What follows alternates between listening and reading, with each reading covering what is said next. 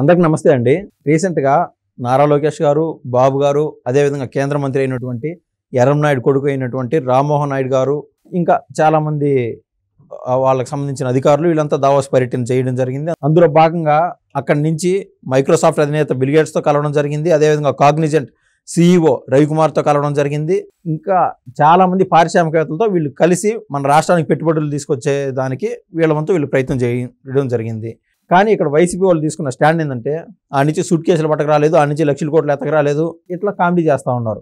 వాళ్ళు అక్కడి నుంచి ఇక్కడికి ఏ కంపెనీలు తీసుకొచ్చారు, గతంలో ఇక్కడ ఉన్నటువంటి కంపెనీలు బయటికి తనివేసే విధంగా వీళ్ళు చేసిన పరిపాలన ఎట్లున్నది, దాని గురించి ఈరోజు మనం కీలకంగా విశ్లేషిద్దాం.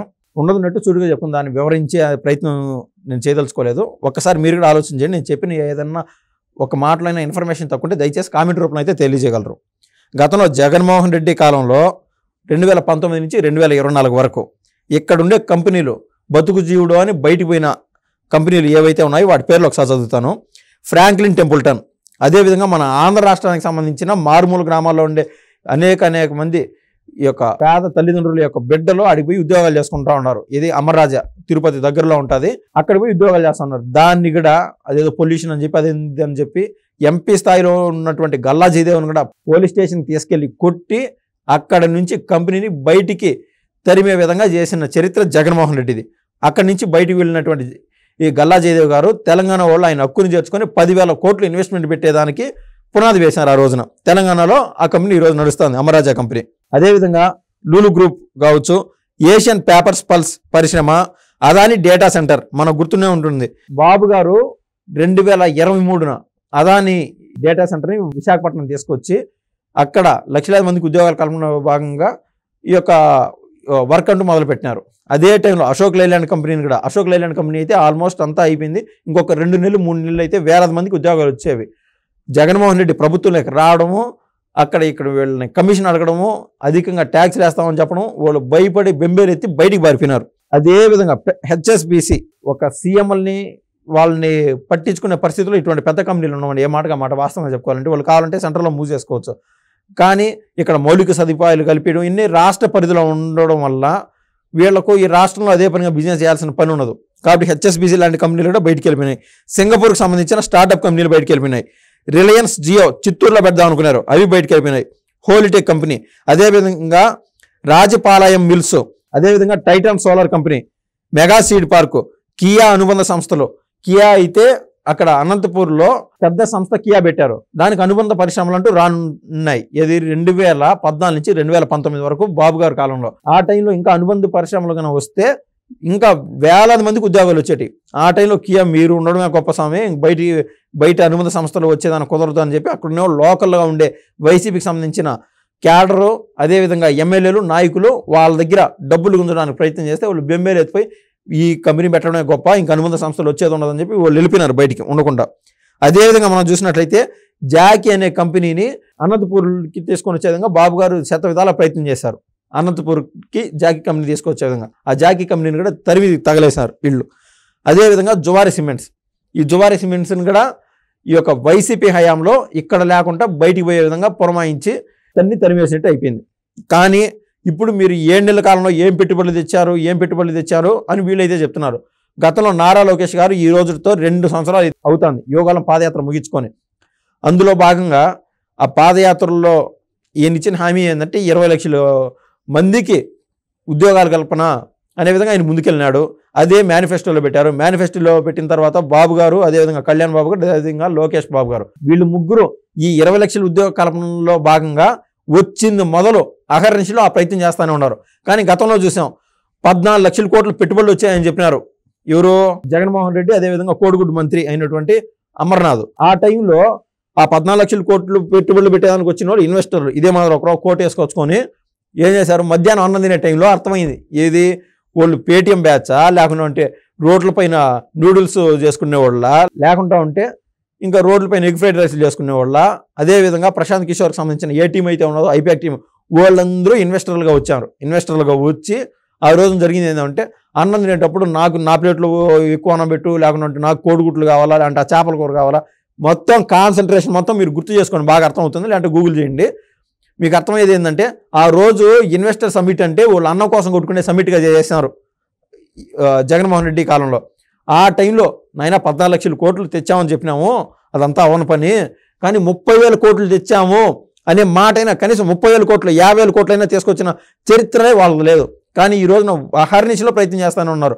ప్రతిరోజు నారా లోకేష్ గారు ముంబైకి పోయి ఆయన టీసీఎస్ చైర్మన్ అయినటువంటి చంద్రశేఖరంతో కలిసి అక్కడి నుంచి ఇక్కడికి తీసుకొచ్చి బాబు గారితో కల్పించి ఇక్కడ విశాఖపట్నంలో టీసీఎస్ కంపెనీ పెట్టే విధంగా, అదేవిధంగా కాగ్నిజెంట్ రవికుమార్ CEO ఎవరైతే ఉన్నారో, మీతో మీటింగ్ చాలా సాటిస్ఫాక్టరీ సార్, మేము ఇంకా ఫార్వర్డ్ అయ్యి మీ ఆంధ్ర రాష్ట్రంలో కంపెనీ ఎప్పుడు పెట్టాలని వెయిట్ చేస్తున్నామని ఆయన రవికుమార్ గారు కూడా వీళ్ళ మాత్రం ముసుగులో గుద్దులాట మాత్రం చైనా బండ్లోళ్ళు లేకుంటే ఈ యొక్క గోబీ బండ్లోళ్ళు వీళ్ళతో డీల్ చేసే చరిత్ర కాదు ఈ యొక్క కూటమి ప్రభుత్వాన్ని. అందులో భాగంగా ఈ 7 నెలల కాలంలో ఏమేమి కంపెనీలు తీసుకొచ్చారో, ఎన్ని కోట్ల మేర పెట్టుబడులు పెట్టారు, దానివల్ల ఎన్ని లక్షల మంది ఉద్యోగ అవకాశాలు వస్తాయో ఒక్కసారి మీ ముందుంచే ప్రయత్నం చేస్తాను. మొత్తం 6,33,568 కోట్ల పెట్టుబడులు తీసుకొచ్చారు ఈ యొక్క 7 నెలల కాలంలో ఈ యొక్క కూటమి ప్రభుత్వం. 6,33,568 కోట్లు. అదేవిధంగా ఈ యొక్క పెట్టుబడుల సారాంశం ఏంటంటే 4,10,125 మంది ఉద్యోగాలు వచ్చే విధంగా. ఇంకా వీళ్ళు సంవత్సరం కంప్లీట్ కాల, కేవలం 7 నెలలు అయింది. ఈ 7 నెలల కాలంలోనే 4,10,125 మందికి ఉద్యోగాల కల్పనలో ధ్యేయంగా ఆల్రెడీ బ్లూ ప్రింట్ తయారైపోయి ఉండదు. ఇంకొక 3-4 నెలల్లో ఎంత కార్యరూపంలోకి వస్తాయి, MOUలు చేసుకోండి ఇదంతా. సో ఇంకా వీళ్ళ దగ్గర ఇంకా 16 లక్షల మందికి ఉద్యోగ కల్పన అంటూ చేయాలి. మనం చూస్తూ ఉన్నాం, ఈ తొలి సంవత్సరమే 7 నెలల కాలంలో ఇంత చేసిన వాళ్ళు 5 ఏళ్ల కాల పరిమితి ఉండదు. ఇది తూతు మంత్రంగా చేసే రకాలు కాదు వీళ్ళు. అందులో భాగంగా సరే 6,33,000 సంథింగ్ పెట్టుబడులు చెప్పాం కదా, అందులో భాగంగా ఏమేమి కంపెనీలు వచ్చాయి అనేది ఒకసారి చూద్దాం. 7 నెలల కాలంలో పెట్టుబడుల సాధనలో కూటమి ప్రభుత్వంకి దక్కిన విజయాలు ఏంటంటే, NTPC గ్రీన్ ఎనర్జీ లిమిటెడ్ అది 1,85,000 కోట్లుతో విశాఖపట్నంలో పెట్టుబడులు పెడుతుంది. NTPC గ్రీన్ ఎనర్జీ లిమిటెడ్ 1,85,000 కోట్లతో 57,000 మందికి ఉద్యోగాలు వస్తున్నాయి విశాఖపట్నంలోని NTPC గ్రీన్ ఎనర్జీ ద్వారా. అదేవిధంగా ఆర్సెల్ఆర్ మెటల్ స్టీల్ కంపెనీ, దీని పెట్టుబడి ఎంతంటే 1,30,964 కోట్ల రూపాయలు. దీని ద్వారా కూడా 55,000 మందికి ఉద్యోగాలు వస్తున్నాయి. ఇది ఎక్కడంటే అనకాపల్లిలో పెడుతున్నారు. ఇది NHPC అండ్ AP జెన్కో, దీంట్లో 1,00,000 కోట్లు పెట్టుబడులు పెడుతున్నారు, 7,000 మందికి ఉద్యోగాలు వస్తున్నాయి. ఇది కర్నూలులో AP జెన్కో అంటారు కదా అక్కడ. అదేవిధంగా BPCL ఈ కంపెనీ ద్వారా 96,862 కోట్లు పెట్టుబడి పెడుతున్నారు, అక్కడ ఉద్యోగాలు 3,000 మందికి ఉద్యోగాలు వస్తున్నాయి. ఇది రామాయపట్నం దగ్గర పెడుతున్నారు. ఇదే విధంగా రిలయన్స్ ఇండస్ట్రీస్ మొన్న ఆ మధ్య చూసాం, ఇది ఇక్కడ పెట్టుబడి ఎంతంటే 65,000 కోట్లు పెట్టుబడి పెడుతున్నారు, 2,55,000 మందికి రాష్ట్ర వ్యాప్తంగా ఉద్యోగాలు లభించనున్నాయి. మనం ఆ మధ్య చూసాం కదా, 65,000 కోట్ల రూపాయలతో రిలయన్స్ అనే వాళ్ళు పెట్టుబడి పెడుతున్నారు, 500 యూనిట్లు పెడుతున్నారు. రిలయన్స్ వాళ్ళు 500 యూనిట్లు అంటే 500 కంపెనీలు రూపాయన పెడుతున్నారు. అక్కడ ఒక్కొక్క యూనిట్ వెల వచ్చి 500 కోట్ల రూపాయలు ఆల్మోస్ట్.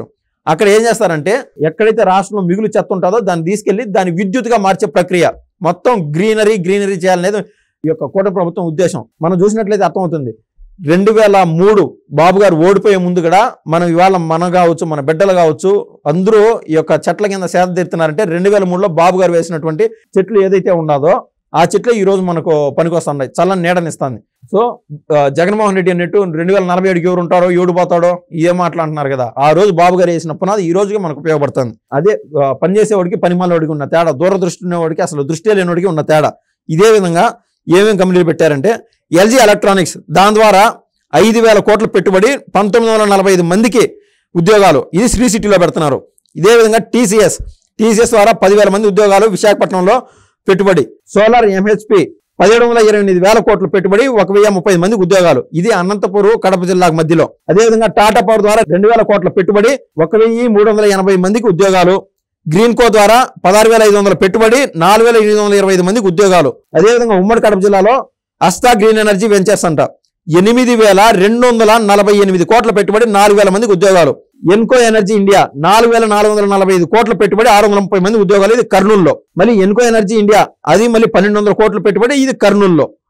హీరో ఫ్యూచర్ ఎనర్జీస్ 2,000 కోట్ల పెట్టుబడి, 650 మందికి ఉద్యోగాలు. క్లీన్ రెన్యూవల్ ఎనర్జీస్ 2,000 కోట్ల పెట్టుబడి, 650 మందికి ఉద్యోగాలు. టాటా పవర్ రెన్యూవబుల్ ఎనర్జీ 2,000 కోట్ల పెట్టుబడి, 1,380 మంది ఉద్యోగాలు, ఇది కర్నూలు జిల్లాలో. యాక్షన్ టాసా 1,100 కోట్ల పెట్టుబడి, 2,500 మందికి ఉద్యోగాలు. అదేవిధంగా ఎకోరిన్ ఎనర్జీ ఇండియా 547 కోట్ల పెట్టుబడి, 170 మందికి ఉద్యోగాలు, ఇది అనంతపూర్లో. అదేవిధంగా అనంతపూర్ కడప జిల్లా మధ్య సరిహద్దుల్లో ఎన్కోరెన్ ఎనర్జీ ఇండియా అనే దాంట్లో 227 కోట్లు పెట్టుబడి పెడుతున్నారు వాళ్ళు. 1725 మందికి ఉద్యోగాలు వస్తున్నాయి. ఫైనల్ ఒక మాట చెప్పి ముగిస్తాను.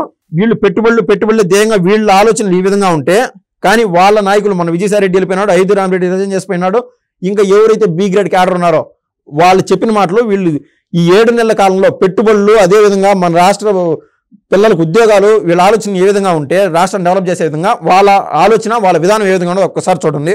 ఆత్మరక్షణ కోసం రాయో రప్పను కట్టెను ఏదో ఒకటి మనకు దొరికినది చేతికి దొరికిన వారితో మన ఆత్మరక్షణ కోసం అవతల వాళ్ళని చంపడానికి కూడా మనం సిద్ధపడాల్సిన అవసరం ఎంతైనా ఉందని మన వైఎస్ఆర్ కాంగ్రెస్ పార్టీ లీడర్లకు కానీ కార్యకర్తలకు కానీ ఈ సందర్భంగా తెలియజేస్తున్నాం.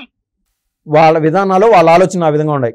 చట్టం లేదనుకుంటున్నారో, న్యాయం లేదనుకుంటున్నారో నాకు తెలియదు, కానీ ఇటువంటి పిచ్చి ప్రలాపాలు పేలితే, రాష్ట్ర అభివృద్ధిలో కానీ అడ్డుపడితే వాళ్ళు పోలేకపోవడం సదా మామూలే. దానికంటూ టైం అతి దగ్గరలో ఉండదని నేను అయితే చెప్పదలుచుకున్నాను. ధన్యవాదాలు.